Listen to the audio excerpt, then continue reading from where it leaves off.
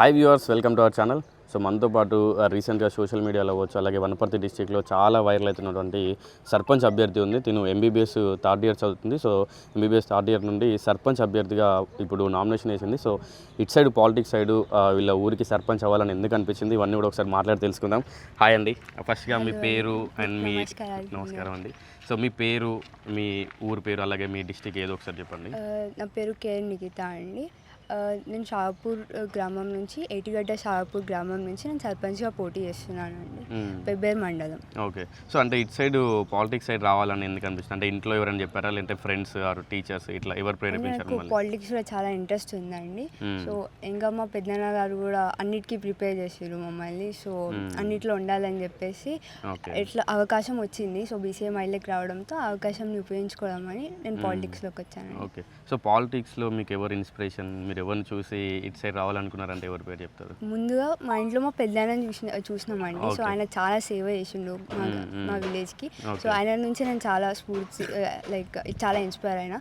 ఇంకా మా ఎమ్మెల్యే గారు తూడి మేఘారెడ్డి గారి నుంచి కూడా చాలా ఇన్స్పైర్ అయినా. చాలా ఆయన అభివృద్ధి, ఆయన చేసిన గ్రామ అభివృద్ధి పనులు కానీ వాటి గురించి నేను చాలా ఇన్స్పైర్ అవ్వడం జరిగింది. ఓకే.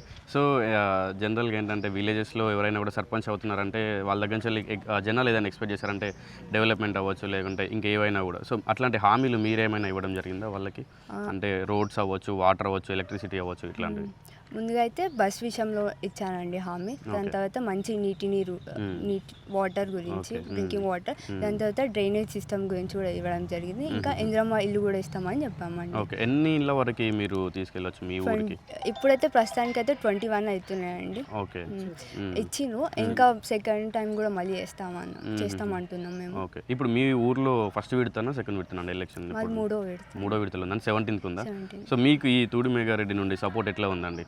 అంటే మీరు అభ్యర్థిగా అయిన తర్వాత ఇప్పుడే మాకు మద్దతు ఇచ్చారు. మేము చాలా సంతోషంగా ఉన్నాము. ఆయన ఆశీస్సుల కోసం మేము ఇక్కడికి వచ్చామండి. సార్ కూడా వస్తా అన్నారు ప్రచారానికి. సో మేము చాలా హ్యాపీగా ఫీల్ అవుతున్నాము. ఓకే. సో ఫైనల్గా ఒక విషయం చెప్పండి, మీరు సర్పంచ్ అయితే మీరు ఎలా ఉంటుంది మీ కార్యాచరణ? ఒకవేళ సర్పంచ్ అవ్వకుండా ఓడిపోయినట్టు అయితే దాని తర్వాత మళ్ళీ నెక్స్ట్ ఇయర్ అట్లా ఏముంటుంది మీది ప్లానింగ్? సర్పంచ్ అయితే జస్ట్ సేవకు చూస్తాము. నేను చెప్పిన ప్రామిసెస్ అన్ని నేను నెరవేర్స్తాను. సర్పంచ్ కాకపోయినా మాకున్న ఆర్థిక సహాయం మేము చేయగలుగుతాం. ఓకే. నా పేరు హుస్సేను, వైశాపురం గ్రామం, పెబ్బేరు మండలం, ఏటిగడ్డ శగాపురం. మా తోడుగా మా కూతురు నిలబెట్టినాం, నిఖితను. మేము క్షమపడి ప్రజల కాళ్ళు మొక్కైనా ఓట్లు వేయించి గెలిపించుకుంటాం. ఎన్ని ఓట్లు ఉన్నాయి మీ ఊర్లో? మా ఊళ్ళో 2600 నుంచి 800 వరకు పోల్ అవుతాయి. మొత్తం ఓటర్ లిస్టు 5000. 5000 జనాలు లేరు. అంటే జనాలు అంటే వలసపోయినరు. ఆ వలసపోయిన వాళ్ళు రారు కాబట్టి 2600, 2700 పోలు కావచ్చు. అంతవరకు అయితే మీరు ఎప్పటివరకు ఎంత అనిపిస్తుంది? మరి జనాలు ఎంత మద్దతు చెప్పారు మీకు కాంగ్రెస్ కార్యకర్తలం దాదాపుగా మేము సగం ఊరు ఉంది మాకు.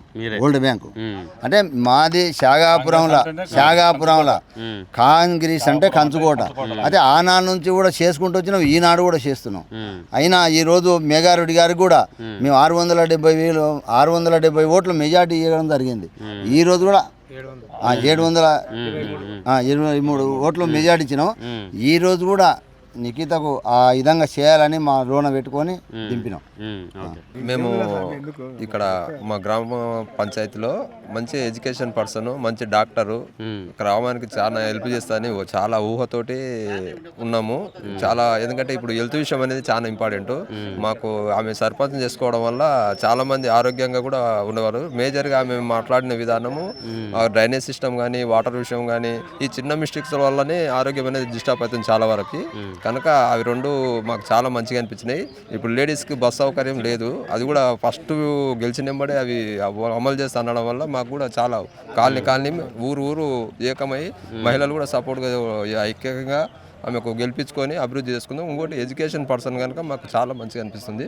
ఖచ్చితంగా 100% గెలిపించుకుంటాము. ఖచ్చితంగా ఆమెను సర్పంచ్గా నిలబెట్టుకొని ఊరి అభివృద్ధికి మేము ముందుకు వెళ్తాం. Thank you sir. మేము మాతో పాటు మా కార్యకర్తలు, మా గ్రామ నుంచి అందరం మా అభ్యర్థిని ఖచ్చితంగా గెలిపించుకొని మళ్ళీ మా మేఘారెడ్డి ఎమ్మెల్యే దగ్గరికి వస్తాం. ఏం పేరు మీ అభ్యర్థి పేరు? ఏం పేరు? నిఖిత.